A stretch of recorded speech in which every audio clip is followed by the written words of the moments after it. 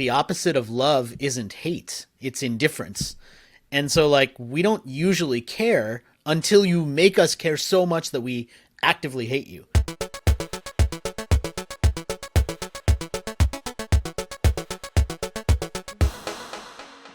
Welcome to Experience Points, presented by our friends at Avtex who transform customer experience through CX design and orchestration. On Experience Points, contestants earn points by answering customer experience questions and share their insights on how to make your interactions remarkable. Those points turn into dollars for the charity of their choosing. I'm Joey Coleman. And I'm Dan Gingiss, and we'd love to introduce you to today's contestant. Rohit Bhargava. He is an innovation and marketing expert. He's a Wall Street Journal best-selling author of 6 business books, and he is a founder of the Non-Obvious Company, a company dedicated to non-obvious thinking that publishes books, guides, and hosts workshops. Rohit, great to have you here.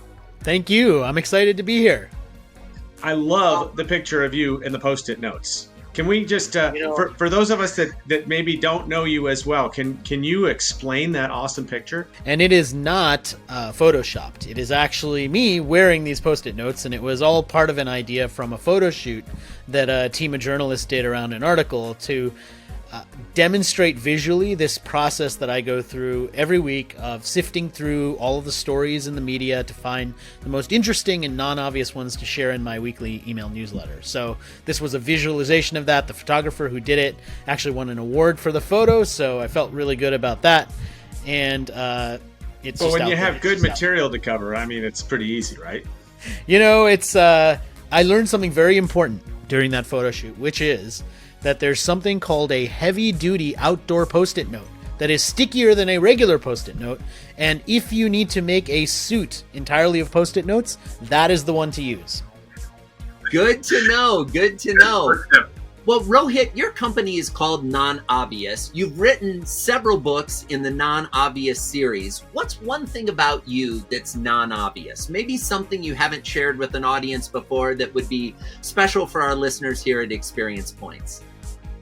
So you may know this, Joey, but one thing that is non-obvious about me, because I think you may have been there, is I do a lot of talks, stage talks as you do, and now virtual talks. But there was one talk I did in DC where I actually played a drum set during the talk because I thought it'd be like this cool analogy of how to play the drums and put all of the different pieces of a drum set together.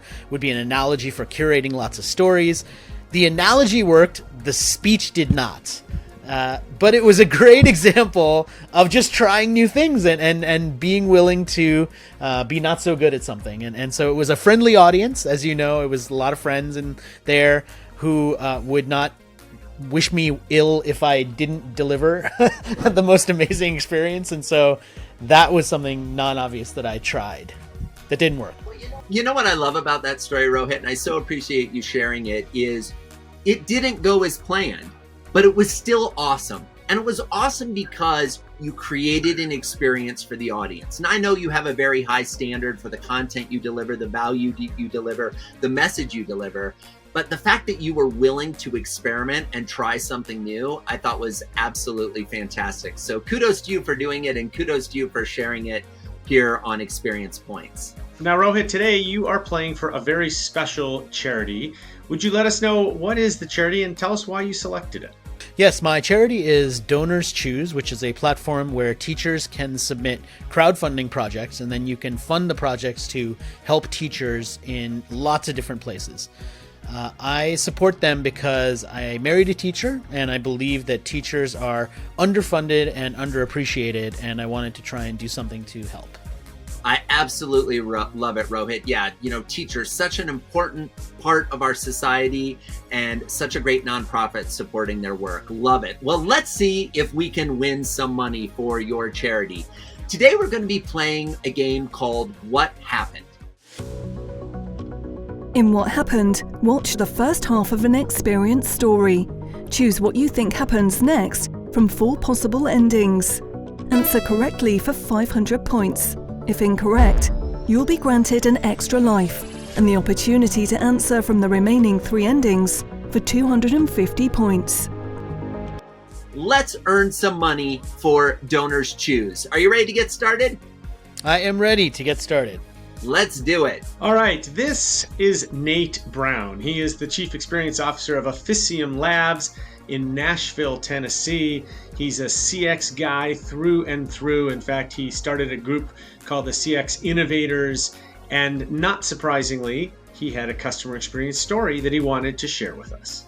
Hello there, Dan and Joey. Nate Brown here, and I do have an experience for you. I do quite a bit of photography, and last year I had a lens, a Canon 85mm 1.2 that I really loved, but I just didn't need it anymore. It's an expensive lens and one that was collecting dust. So I began the process of researching how can I trade this in and get something that would fit my needs a little bit better, something a little more wide angle, and landed at the site of a major camera retailer based in New York, and called them up and got a really nice gentleman there who offered, yeah, you could trade that lens in and we'll be able to get you a new lens that is very, very close to what you're looking for there. Go ahead and send that lens on in. My goodness, if I only knew what was about to happen, I would have just kept that darn thing. Okay, so Nate sent his lens in to the camera store.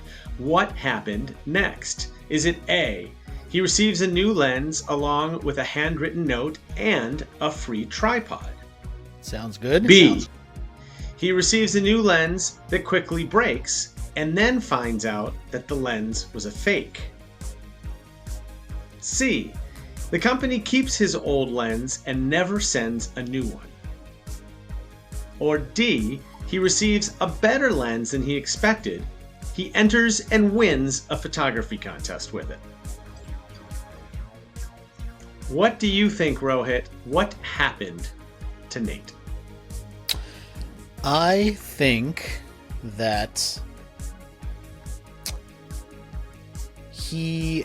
I'm going to go with C. Company keeps the lens and never sends the new one. And tell us why. I don't have much to go on this one, so this one's kind of a guess. I love the honesty, Rohit. Love the honesty of a guess. Indeed, indeed. So what if we told you, Rohit, that you should guess again? Because it isn't C. So why don't we use our extra life and choose between A, B, and D? All right. I will go with... I'm going to stay negative on this one and go with B. Okay, all right. Because I chose a lane, So I'm going to stick with I think it was a negative experience. Is there anything other than that this company was in New York that makes you think that it would be a negative experience? No, pretty much the New York thing gives it away. I think that was entirely, that was entirely it. I just think that you couldn't possibly have a good experience going to New York. That must be it. Yeah. Sorry to our viewing audience in New York. One of the great things about experience points, ladies and gentlemen, it's always fun to see the logic and the rationale that our contestants put towards figuring out the game. Rohit, you said B, that Nate received a new lens that quickly broke, and then he found out that the lens was a fake. Let's go back to Nate to see what actually happened. So conclusion to that story, it was an elaborate manipulation. They did not deliver on the promise that they had made originally, had to pay significant money in to get the lens that I had asked for, and finally got the lens after they overcharged me $700 on my credit card, had to spend weeks fighting to get my money back. Get the lens, works for a while, the lens breaks. I call the manufacturer, I give them the serial number. Turns out this company had given me a gray market version of the lens that the manufacturer won't even repair. So now I'm stuck with a broken piece of equipment. I've been manipulated. They've done nothing to make this right. Now it's incredible to me. I've reported them to the Federal Trade Commission. They've been a nightmare for me. I'm going to be a nightmare for them. I hate it. I don't want it to be this way, but they have certainly earned it. All right, Victory! Victory! Those New Yorkers, I gotta say, it must be that. The extra life paid off, Rohit. You got it correct on the second try. Wow, what a story. Rohit, at the risk of, let's not bag on New York, right? But let's talk about the fact that sometimes people can have a preconceived notion about what it's going to be like to do business with you based on your geographic location, based on what your website looks like, etc. Could you talk a little bit about how, a reputation can precede you, depending on, extraneous factors that your prospects or your customers might build into their consideration? Yeah, I think, this part of it's nothing new. I think anybody in business knows when you give someone a negative experience, they're going to have that negative experience and they're not coming back. I think what people underestimate is just how angry people can be and just how vocal they can be about their anger. And you heard it from Nate, where he didn't just say, man, I hate them, I'm never going back. He said, I hate them, and basically I'm going to tell everyone who will possibly listen to me how bad they are. And that's a viral kind of hate that we've really got to be concerned about, anybody in business, because when you screw up and you own up to it and you try and fix it, that person might not come back to you. Okay. But they don't turn into that vocal hater that tells everyone how crap you are. They just shut up, which is kind of worth it if you think about it, because not everybody does things perfectly all the time. But to be able to at least get somebody to a point where they can keep their negative experience to themselves is a certain type of victory. Absolutely. I think, Rohit, one of the interesting things is lots of businesses refer to their negative customer reviews or the people who aren't interested as detractors.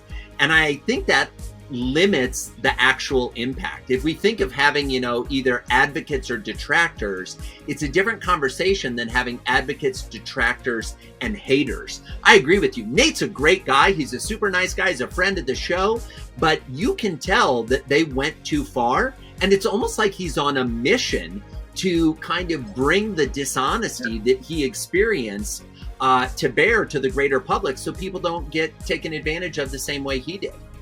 Yeah, and I think, you may have even written about this, like the opposite of love isn't hate, it's indifference. And so we don't usually care until you make us care so much that we actively hate you.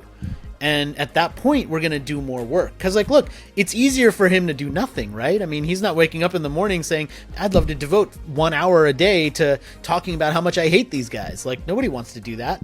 But because his emotion's so high, he's going to do it whenever he gets a chance to and appear on a talk show to talk about it, right?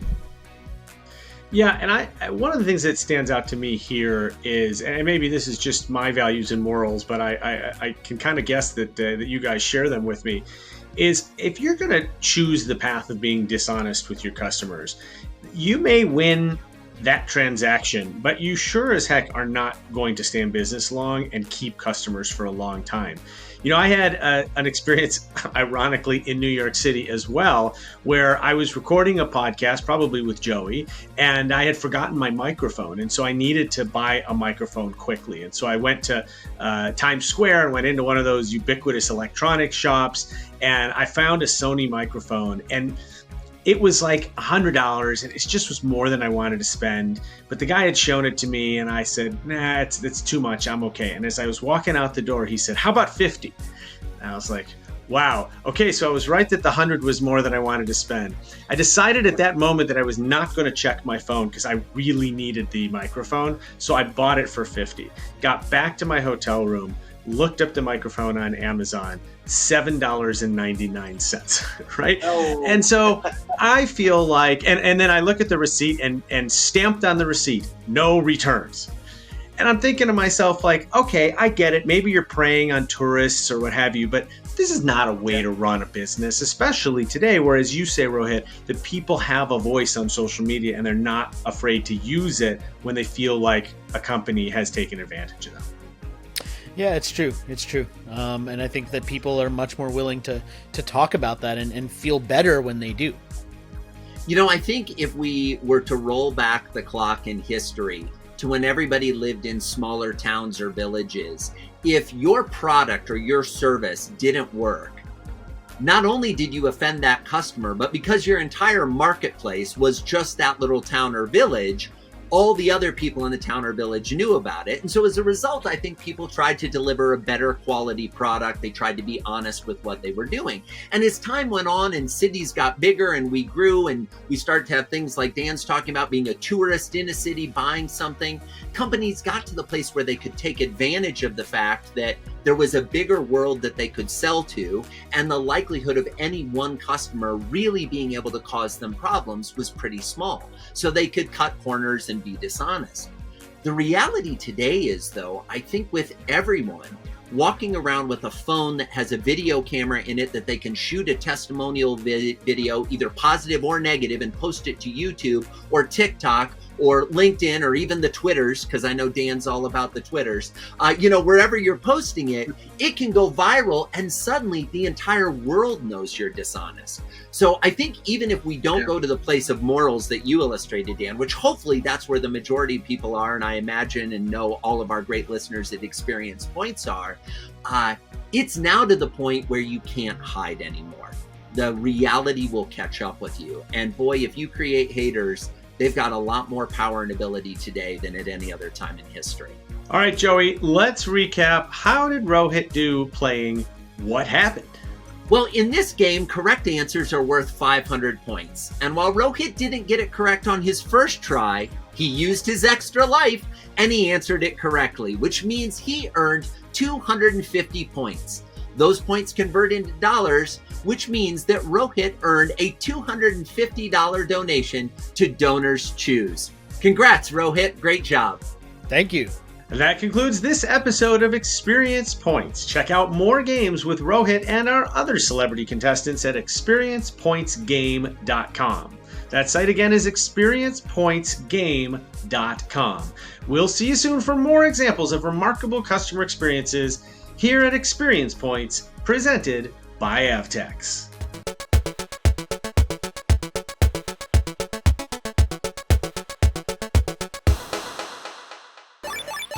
The term that they used in their discussion was brand hater, and that could be something quietly simmering. But I really feel like these people are brand adversaries, right? People who are geared up with weapons of social media and looking for every opportunity to take this brand down. And it feels more.